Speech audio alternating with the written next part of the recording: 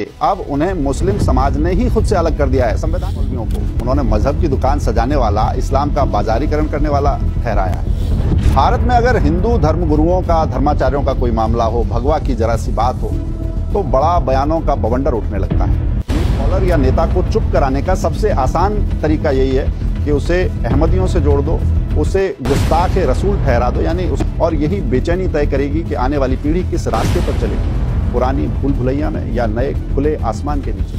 जब ये बात आती है तो पाकिस्तान बनाने में अहमदियों का योगदान भी समझ लेना चाहिए। वो इस्लाम की ठीक जानकारी नहीं देते। इंजीनियर अली तो पारंपरिक मौलवी हैं, ना किसी मदरसे या राजनीतिक दल से सीधे सीधे जुड़े हुए हैं। तो मिर्जा पर जो आरोप लगा वो लगा गुस्ताख रसूल। नेताओं की अगर बात करें तो खादिम रिजवी और इलियास कादरी को उन्होंने सीधा मौलाना है ये जिहाद और जकात की गलत व्याख्या करते हैं। उन्होंने पैगंबर और अहमदियों पर अपमानजनक समूह अहमदियों के नाम पर लोगों की भावनाओं को भड़काते हैं, जैसे टीएलपी। ये ऐसे संगठन हैं जिनकी राजनीति ही मजहबी इमोशंस यानी भाव। इस सोच से एक नया रिफॉर्मिस्ट मुस्लिम मूवमेंट पूरी दुनिया में आकार ले रहा है। आज परख में बात एक ऐसे व्यक्ति की और व्यक्ति के साथ ऐसे मुद्दे की जो हमारे पड़ोसी मुल्क यानी पाकिस्तान में बड़ी चर्चा का विषय बना हुआ है। इस व्यक्ति की आपने कई रील्स और वीडियो सोशल मीडिया पर जरूर देखे हैं। नाम है इंजीनियर अली मिर्जा। उनको गिरफ्तार कर लिया गया है और ये गिरफ्तारी अंतर्राष्ट्रीय स्तर पर चर्चा का विषय अब तक नहीं बनी है, लेकिन निश्चित ही बनने वाली है। तो शुरू करते हैं परख। परत दर परत समझेंगे मुद्दे की हकीकत, मुद्दे की तह तक जाकर। तक दावा करते हैं कि उनके शब्दों को तोड़ा मरोड़ा गया और गलत व्याख्या करके पेश किया गया। भारत में अगर हिंदू धर्मगुरुओं का, धर्माचार्यों का कोई मामला हो, भगवा, तो बड़ा बयानों का बवंडर उठने लगता है, मीडिया की सुर्खियां बनती। लेकिन पाकिस्तान में एक ऐसा मामला हुआ जिसने इस्लामी जगत को बुरी तरह हिला दिया, फिर भी अंतर्राष्ट्रीय स्तर पर अभी तक लगभग अचर्चित रहा है। ये मुद्दा, ये मामला है इंजीनियर मोहम्मद अली मिर्जा का। यह सिर्फ एक गिरफ्तारी नहीं बल्कि इस्लाम की अंदरूनी कलह, पंथीय राजनीति और बदलती, परिवर्तित होती आधुनिक मुस्लिम चेतना की झलक। मोहम्मद अली मिर्जा न तो पारंपरिक मौलवी हैं, ना किसी मदरसे या राजनीतिक दल से सीधे सीधे जुड़े हुए हैं। वो पढ़ाई लिखाई से इंजीनियर हैं। ऐसे इंजीनियर हैं जिन्होंने डिजिटल माध्यम पर इस्लाम की व्याख्या करना शुरू किया है। उनका यूट्यूब बड़ा जोरदार चलता है। यूट्यूब चैनल पर बताया जाता है कि 50 लाख से ज़्यादा सब्सक्राइबर हैं, उनके फैन पेज हैं, उनके करोड़ों व्यूज़ हैं। खास बात यह कि उनका असर पाकिस्तान, भारत और खाड़ी देशों के मुस्लिम युवाओं पर गहराई से पड़ा। इस टकराव की जड़ों को समझिए। मिर्जा ने इस्लाम की लगभग हर धारा पर सवाल उठाए। बरेलवी नेताओं की अगर बात करें तो खादिम रिजवी और इलियास कादरी को उन्होंने सीधा सीधा अंधी अकीदत या ब्लाइंड फॉलोइंग फैलाने वाला कहा। देवबंदी और सल्फी जो आलिम है, मौलाना है, उन्हें हदीस का आधा सच बताने और आधी कहानी छिपाने वाला कहा। और ये भी कहा इंजीनियर अली मिर्जा ने कि ये जो मौलाना है ये जिहाद और जकात की गलत व्याख्या करते हैं, लोगों को इस्लाम की ठीक जानकारी नहीं देते। इंजीनियर अली मिर्जा ने शिया इमामत और मजार संस्कृति को कुरान के विरुद्ध कहा। सबसे बड़ी बात, जाकिर नाइक और टीवी के मौलवियों को उन्होंने मजहब की दुकान सजाने वाला, इस्लाम का बाजारीकरण करने वाला ठहराया। उनके ये आरोप बहुत तीखे हैं। यानी इंजीनियर मिर्जा का हमला सिर्फ एक धड़े पर नहीं, एक पूरे मजहबी ढांचे और नेटवर्क पर था। अब इस मामले की टाइमलाइन और क्रोनोलॉजी भी समझ लेते हैं। 25 अगस्त 2025 झेलम पंजाब, पुलिस ने मिर्जा को मेंटेनेंस ऑफ पब्लिक ऑर्डर यानी कानून व्यवस्था बनाए रखने के लिए हिरासत में। 26 अगस्त को FIR दर्ज होती है, आरोप लगते हैं। और ये आरोप क्या है? सेक्शन 295C पाकिस्तानी जो आईन है, जो उनका संविधान, उसमें ये धारा, ये अनुच्छेद बहुत महत्व रखता है। क्योंकि मिर्जा पर जो आरोप लगा वो लगा गुस्ताख रसूल यानी मुसलमानों के जो नबी हैं, पैगंबर हैं, उन पैगंबर की बेइज्जती का आरोप है। सेक्शन 11 ऑफ PEC यानी डिजिटल माध्यमों पर आपत्तिजनक सामग्री का प्रसारण करने का आरोप है। और इतना ही नहीं, आरोप ही नहीं, उनकी कुरान और सुन्नत रिसर्च एकेडमी, जहाँ से सारा काम चलता था, उसे सील कर दिया गया। शिकायतकर्ताओं का कहना था कि उन्होंने पैगंबर और अहमदियों पर अपमानजनक टिप्पणियां की। ये सवाल बहुत दिलचस्प है क्योंकि अहमदियों का सवाल पाकिस्तान की राजनीति का नासूर या कहिए रिश्ता हुआ, तीसता हुआ जख्म। इसमें राजनीति भी है, इसमें षड्यंत्र भी है और इतिहास। इंजीनियर अली मिर्जा पर लगे आरोपों में ये सबसे महत्वपूर्ण आयाम है, षड्यंत्र है। पाकिस्तान में किसी भी व्यक्ति पर अहमदियों का समर्थक या उन पर आपत्तिजनक टिप्पणी करने वाला ये आरोप जब लगता है तो उसकी स्थिति सांप छीछूंदर वाली हो जाती है। उसे सीधा राजनीतिक और सामाजिक संकट में डाल देता है यार।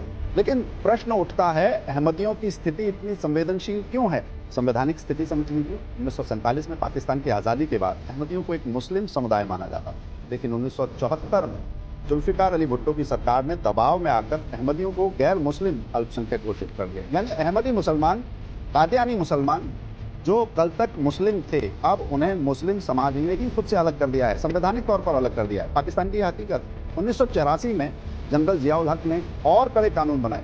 अहमदियों को मुस्लिम शब्दावली जैसे मस्जिद, सलाम, अजान, इस तरह के शब्दों का इस्तेमाल करने तक से रोक दिया।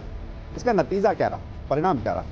अहमदियों को सार्वजनिक जीवन से, राजनीति और समाज से लगभग बाहर कर दिया।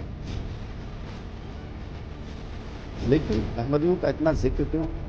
जब ये बात आती है कि पाकिस्तान बनाने में अहमदियों का योगदान तो समझ लीजिए। पाकिस्तान मूवमेंट में अहमदियों की भूमिका बहुत महत्वपूर्ण रही। मिर्जा बशीरुद्दीन महमूद अहमद, उन्होंने जिन्ना का खुलकर समर्थन किया था अहमदियों ने ऑल इंडिया मुस्लिम लीग के लिए आर्थिक और मानव संसाधन जुटाने का काम किया। लाहौर और पंजाब में पाकिस्तान के पक्ष में प्रचार करने में अहमदियों का बड़ा हाथ था, बड़ी भूमिका थी। यानी पाकिस्तान की नींव में अहमदियों का योगदान था, लेकिन बाद में उन्हें उसी देश में हाशिए पर धकेल दिया। बड़ी बात यह है कि ये षड्यंत्र जब भी अहमदियों के नाम पर किसी के साथ होता है तो पाकिस्तान की राजनीति में अहमदियों के खिलाफ माहौल बनाना हमेशा एक सेफ कार्ड रहा है, क्योंकि किसी भी दल को पता है कि इस मुद्दे पर कोई भी समर्थन खोने का खतरा नहीं लेगा, क्योंकि दूसरी तरफ इस्लाम की एक लामबंदियां हैं और एक तरफ हाशिए पर पड़े हुए अहमदी। ऐसे में इस आरोप का क्या मतलब है? मजहबी समूह अहमदियों के नाम पर लोगों की भावनाओं को भड़काते हैं। अली मिर्जा के मामले में भी यही हुआ। उनके कुछ बयानों को तोड़ मरोड़ कर इस तरह पेश किया गया मानो वो अहमदियों के समर्थक हैं या उनके खिलाफ अनुचित टिप्पणी कर रहे हैं। यानी मामले को बुरी तरह उलझा दिया गया। इस दोहरे नैरेटिव से उनका सामाजिक आधार कमजोर करने की कोशिश की। राजनीति और सत्ता के इस दोमुहे रवैये को, इस दोहरे खेल को पाकिस्तान की जनसेना और एजेंसियां अहमदियों को लेकर हमेशा दुर्भान है। एक तरफ वो खुद को आधुनिक और अंतर्राष्ट्रीय छवि वाला दिखाना चाहते हैं, दूसरी तरफ मजहबी दबाव के आगे छुप जाते हैं। अहमदियों पर लगे कानूनों को कभी चुनौती नहीं दी, क्योंकि कोई भी राजनीतिक दल इसका जोखिम नहीं उठाना चाहता। इसलिए जब मिर्जा पर अहमदियों से जुड़ा आरोप लगाया गया तो ये सिर्फ कानून नहीं बल्कि एक षड्यंत्रकारी राजनीतिक हथियार था।